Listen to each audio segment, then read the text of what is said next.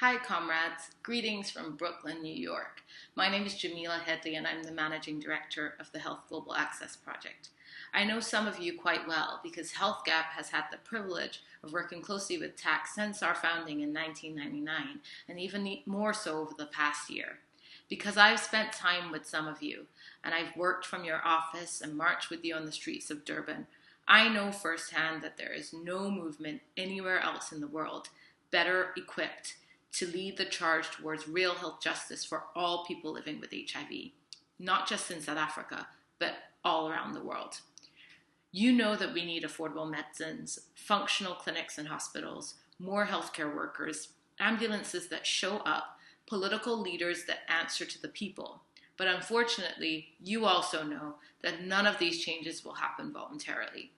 This is why we need you to keep up the fight, and HealthGap will be here fighting alongside you.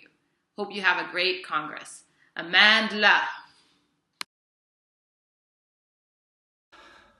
Comrades, I first encountered TAC in the first few years of the 2000s when I was the UN envoy on HIV/AIDS in Africa, and I was overwhelmed by how formidable the Treatment Action Campaign is and was.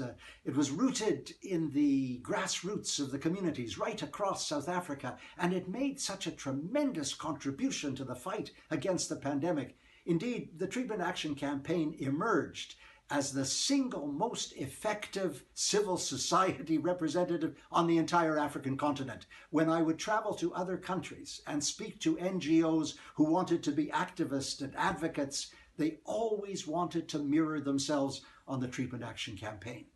And just think of the millions of lives you've saved.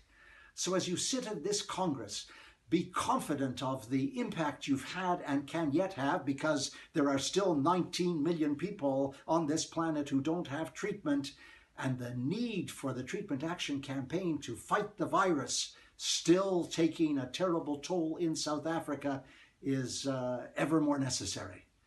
So it gives me great pleasure to wish you well in this Congress. As a matter of fact, I feel honored to be able to wish you continued success.